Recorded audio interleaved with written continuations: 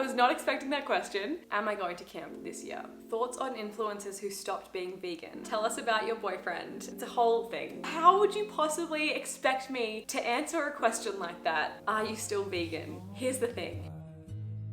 Why am I nervous? Usually before I film a video, I will drink coffee, like an iced coffee. I'll have one throughout the video. But if you follow me on Instagram, you'll know that I quit coffee recently because of my anxiety. Thankfully, Taylor Swift just dropped a new song, so I had a little dance around to that and I'm feeling ready to go. I've taken a few months off filming. I had a few things happen in my personal life and just was not able to sit in front of a camera and talk. I'm so out of practice with this, but I really missed it, so I'm getting back into it today. I thought, why not start with a super personal video? I haven't done a Q&A in over 2 years, and so this is kind of my attempt to ease back into filming. I kind of want this video to feel like, you know, when you're on a school camp or you go to a sleepover with people you don't really know that well, and you stay up all night talking, sharing secrets, and then by the end you leave feeling bonded, like you've made all these fantastic new friends. I want us to feel like that. Obviously this video is a little bit one-sided, but if you'd like to update me on your life, or if you're new here, please introduce yourself in the comments. I would love that. So I put a little thing up on my Instagram story and you guys sent in a bunch of questions for me to answer, and that's what I'll be picking from today. If you're not following me on Instagram, you can fix that down below. Are you still vegan? Here's the thing. Yes, but I feel like some vegans would consider me a relaxed vegan because, for example, I am happy to wear secondhand leather, or Christmas time I accidentally buttered my bread with the regular butter instead of the vegan one that I had brought, and I didn't realize until after I ate it, but I was just like, what can you do, you know? But yes, I am still vegan. I do still eat fully vegan. It's been over 7 years now, which is crazy. Maybe at some point in the future I'll make a video on like what I've learned and what I would do differently, but so far, still loving it. How's your mental health at the moment and how are you coping? I got a few questions along the lines of how are you coping, how is your mental health, things like that. I just want to talk about this for a quick moment because I think it's really important, and I couldn't come back to YouTube and just talk about my life as if nothing's happened. Am I gonna cry?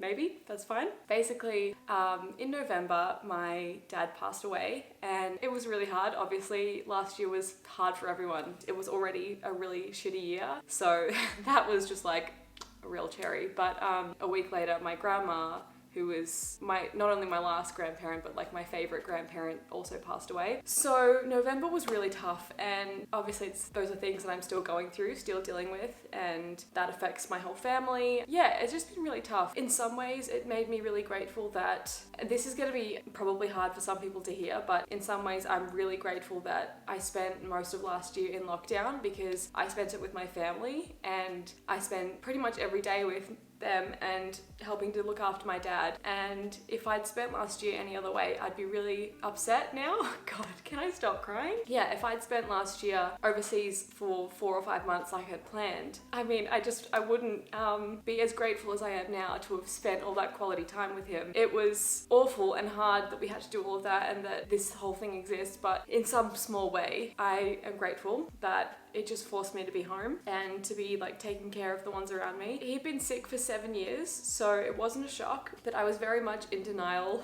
for a lot of that, which I think is really normal, especially like I was a teenager, I was young when we found out he was sick. And so I think it was one of those things where I was like, well, people get better all the time, you know, you see stuff online and it's gonna be okay. And then it wasn't really until sort of last year when they were like, it's sort of a bit more imminent, and just knowing that he realized that was really hard, because that's just an awful thing to have to confront and think about. Anyone that had the privilege of knowing him knew that he's one of the best men that has ever existed. And I know everyone thinks they have the best parents in the world, but like, I know I did. So I just feel really, really lucky, really blessed. I miss my grandma as well. How am I coping is the question, really.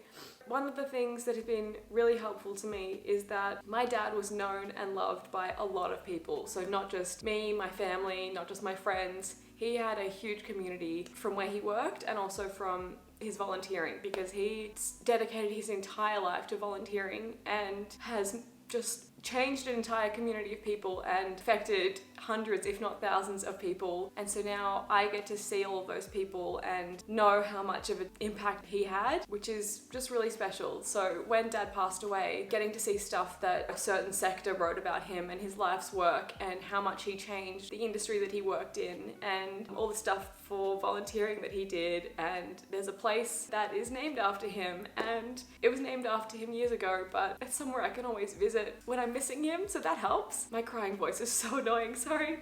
It just means that anytime I'm feeling extra sad, I have a whole community of people that loved him and will be there for me and my mum. Fuck. He's gonna be really missed, but his legacy will always live on, and that's something I'm so proud of. I can't even express how much good he has done in the world, and so yeah, I really miss him, but I know he's not fully gone, and he never will be. I think the first month it doesn't really hit you when someone passes. I think it doesn't really hit you straight away. I was so lucky that we had friends and family constantly around us and making sure we weren't alone, making sure we had food and just didn't have to stress too much. It's just a shitty time basically, and I was so amazed by how generous people were with their time and their love for us. It made a real huge difference. I think now that it's been over 2 months and people start coming around a bit less, you know, you kind of are expected to get back into the real world and you're kind of expected to be yourself again and work again and kind of function in society. This is when I'm struggling a little bit more. I have good days, I have bad days. The thing that I'm struggling with most at the moment is probably when I have something I would like to ask Dad. I recently watched A League of Their Own the other night for the first time, and I just wanted to know, like, had Dad seen this movie? Because he would have loved it so much. I'm doing okay. It's just tough. But yeah, I just wanted to be honest because I know I'm not alone. I know a lot of people out there, people my age, even this young in their 20s, have lost a parent, and I'm just so sorry. It's a club that none of us ever wanted to join, but just know that you're not alone. Alright, I need to move on to something a little bit less serious so I can stop crying. Here we have, what is your favourite Taylor Swift song? You have to answer. I don't want to be a cliche, but I think I have to say All Too Well. Nothing makes me feel more, you know, than that bridge. Nothing competes with that. Not even just her song, I mean like any song. I still think it's one of the best songs of all time ever written. But ask me again on April 9th when I get new Fearless songs, because I am a Fearless gal, and also Speak Now. This is a game changer. On a similar vein, what re-recorded song are you most excited for, and which album will have the best vaults? I love that you're all just as excited as me, by the way. I got so many Taylor Swift questions. For me personally, it's a tie between Fearless, Speak Now, and Red, because you know there's gonna be some tea on Red, but I think Speak Now and Fearless to me. Speak Now is like probably my favorite album, at least at the moment. I love the mix of country and pop, but then also Fearless is like, it's fearless, you know? I hope we get Debut as well, and I hope she adds on like I Heart Question Mark, Diary of Me, all the old demo songs. That would make me so happy. Comment down below, let me know which is your favorite album and which vault songs you're most excited for. Staple pieces of clothes in your wardrobe and your favorite book. So I picked this question because I really want to recommend a book to you guys. I just finished it a couple of nights ago and I read it like in one sitting pretty much. I'll put a picture of it here. Basically, it was about this incredible man and his journey throughout Nazi Germany. Obviously, it's a very difficult book to read, but this man is so incredible, and he didn't even start writing it until he turned 100. If I could recommend any book to everyone in the world, it would be this. And I'm really excited because the next book I'm going to read is this one. It's called What I Was Doing While You Were Breeding, and it's by a woman who has written a lot of TV shows that I love, and yeah, I'm just really excited. I feel like this is where most people would say that their staples are like black top and like denim jeans, and I don't wear black or jeans. So for me, it's probably activewear. I'm wearing a lot of matching sets at the moment. It's comfy, it's cute, can't go wrong. Any kind of oversized crew neck sweatshirts, vintage especially, some cute summer dresses, and some gold jewelry. That's pretty much a Girl Named Ali starter kit, I think. Do you plan on living in Melbourne forever, or would you move interstate or overseas? I would definitely love to live overseas or interstate. I think especially while you're young and like don't have kids, you're not really attached to somewhere in that way. I think it's the perfect time. I would love to. My parents lived in a camper van for a year in America when they were roughly my age, I think. That to me was just always the coolest thing ever. I would live in Queensland. That's been one of my favorite places since I was like 1. I could see myself living in New York if I could handle a winter. I just want to live everywhere everywhere. It's really hard. If I could, I would live like 6 months in every different place all around the world. But yeah, so someday, definitely. Right now, I'm really appreciating being around like family, but tell you what, it is really hard going through a pandemic, going through losing a parent and a grandparent when most of your best friends don't live near you. That's just been one of the hard things. Like, I miss everyone that I love so much all the time. I'm really happy in Melbourne right now. I'm really proud of Melbourne and everything we did last year and sort of how we got through it together. So I definitely want to stick around for a while and reap the benefits of that and sort of just love the community for a little bit longer. But yeah, someday you'll definitely see me somewhere else. Feel free to have a guess in the comments below where you think I'll end up. Thoughts on influencers who stopped being vegan? Every case is so completely individual. And if someone is sick and sort of unable to live their regular, happy, healthy life, then I think they should experiment and see what they need to do to try and fix that. I do not judge someone in any way for doing that. There was a point in time in around 2015 where I was really, really unwell. I had just such horrible stomach problems and no one could figure it out. I saw all of these different doctors. Funnily enough, it changed when I went to camp and that just like fixed it. But it is just so debilitating feeling sick all the time. It wreaked havoc on my mental health, because your mental health is intrinsically linked to your stomach and your digestion, and if that's not working, nothing else will. So I do not blame anyone at all if they're having problems with their health or just trying to do whatever they need to figure it out. My mentality towards it all is sort of do the best that you can with what you've got. It's better to have the whole world trying a little bit, maybe doing like meatless Mondays or no red meat or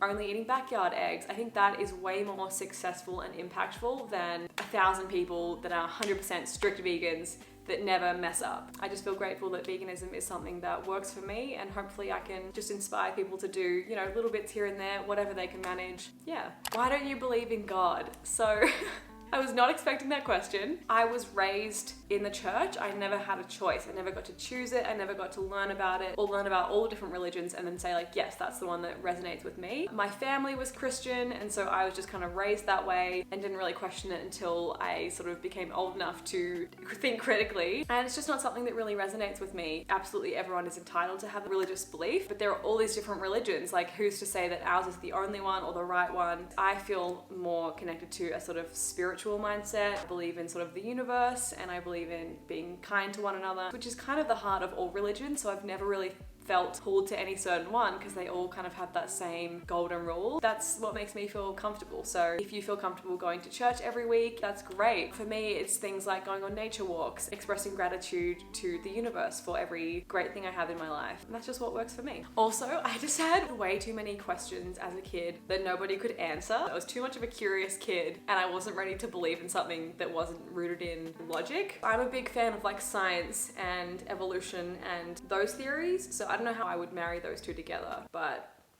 yeah, I'm kind of team monkeys, I guess. This is the most disrespectful question that I received. She said, if you had to choose between Taylor Swift or the Jonas Brothers or Harry Styles, who would it be? How would you possibly expect me to answer a question like that? I don't think I can do it. There's a time and a place for all of them, and the place is in my heart, and the time is always. Today I'm definitely in a Taylor mood, so love you, girl. How do you feel about your body at the moment / body image? Honestly, probably the best in a long time, if not ever. I lost a lot of weight last year, which is very understandable when you have pandemic and stress and grief. And now that I've started gaining a little bit of it back, I'm just so thankful to myself that all of the new clothes I bought, I made sure to get a size up because I was like, I need them to fit like my regular healthy body. And so now that I have put the weight back on, I'm just like, thank God I did that, because I have all of these cute clothes and if I suddenly didn't fit into them anymore, I would have been heartbroken. Thank you, past Ali. That was smart. I just think that makes such a difference. Fitting into your clothes comfortably and feeling good just makes a world of difference. My eating and my diet is probably the best it's ever been. Not in terms of like the most nutritious, but more I just eat completely intuitively, and that's something I'm so passionate about. I think in the past, I thought I was, you know, nailing intuitive eating, and I was very, very close to that, but I was still kind of overthinking it. Whereas now, having gone through that time of like just not being able to eat at all, and obviously that was just due to grief. Your body just doesn't get hungry when you're that upset and in shock. And I'm not gonna cry again. No. keep it down. But I think that really helped me to listen to my hunger cues a lot more. I feel really great in the sense that I'm not living to eat anymore, and I am just sort of like focusing more on life, eating when I'm hungry, stopping when I'm full. That was never something I could do in the past. I would always finish whatever food I had. Pretty sure I ate a meal recently and it was so good that I almost threw up because I didn't stop. I just could not stop. Yeah, it was a vegan kebab. It was 2 vegan kebabs. I almost threw up because it was so delicious. But that's the kind of thing I mean, like it's very intuitive to me usually. 99% of the time I just eat when I'm hungry, stop when I'm full, and then when a meal is just that amazing and that bomb, I will keep going, and that's just what life is. I think that's all a good balance. I just feel really, really happy with my relationship with food, I guess. So yeah, thanks for asking.